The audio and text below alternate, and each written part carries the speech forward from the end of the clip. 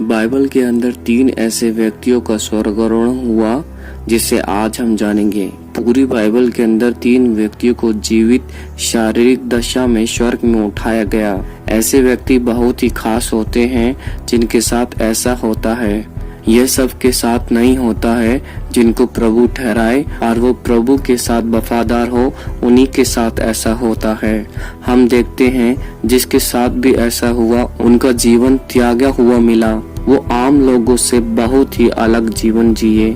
कुछ लोग रैप्चर या उठाए जाने पर विश्वास नहीं करते हैं कि ऐसा कुछ भी होता है, लेकिन वास्तव में यह एक चिन्ह है हम सब लोगों के लिए कि ऐसा होने वाला है।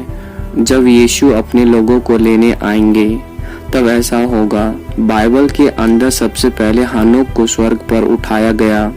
इसका वर्णन हमें उत्पत्ति 5 का 21 से 24 आयतों में देखने के लिए मिलता है।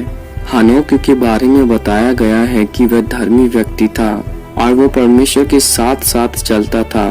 पहला यही व्यक्ति था जिसे परमेश्वर ने जीवित स्वर्ग पर उठा लिया, क्योंकि वह परमेश्वर के साथ वफादार था और वह एक ऐसा व्यक्ति था जिसने परमेश्वर के साथ घनिष्ठ संगति रखने में अपना जीवन बिताया था।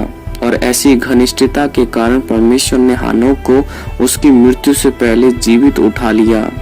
वह कैन का पुत्र था। उसके नाम की एक पुस्तक भी है जिसे बाइबल में शामिल नहीं किया गया, क्योंकि उसके कुछ लेख बाइबल से मैच नहीं खाते।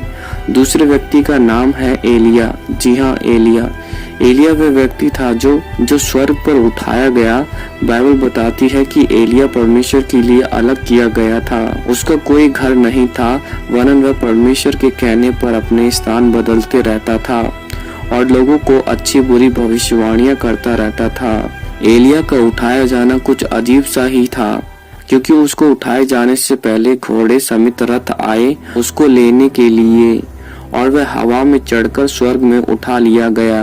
अग्नि में रथ और घोड़े आग से जल रहे थे पर नष्ट नहीं हो रहे थे, और इस प्रकार एलिया को स्वर्गारोहण यानी कि उठा लिया जाता है। तीसरा व्यक्ति स्वयं प्रभु यीशु मसीह थे।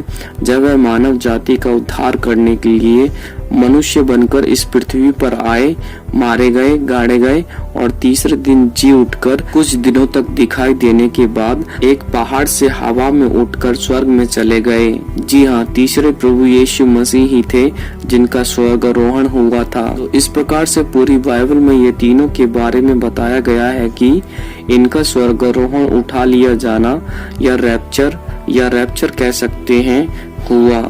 मैं आपको एक भेद की बात बताऊं, वह यह है कि एक और स्वर्गारोहण होने पर है और वह कलीसिया का है। जी हाँ, कलीसिया का। हर व्यक्ति जो यीशु मसीह के लहू से धुला और पवित्र जीवन बिताता है वह उठाया जाएगा। जब यीशु बादलों पर लेने आएंगे तब हम जो जीवित हैं एकदम से बदल जाएंगे और प्रभु यीशु से बादलों में मिलेंगे। इसके बाद 2 और व्यक्तियों का स्वर्गारोहण होगा। जब महाक्लेश के समय 2 गवाह इस पृथ्वी पर भेजे जाएंगे जो 1260 दिन तक सुसमाचार की सेवा को करेंगे। जब वे अपनी गवाही दे चुकेंगे तो वह पशु जो अथय कुंड में से निकलेगा उनसे लड़कर उन्हें जीतेगा और उन्हें मार डालेगा, और 3.5 दिन तक उनका सब पड़ा रहेगा। और तब उनको स्वर्ग से आवाज आएगी, ऊपर आओ। तब वह दोनों सब के देखते बादलों पर सवार होकर स्वर्ग पर चढ़ जाएंगे। ये सब स्वर्गारोहण या उठा लिया जाना या रैप्चर की श्रेणी में आते हैं, लेकिन सबका स्वर्गारोहण अलग अलग है।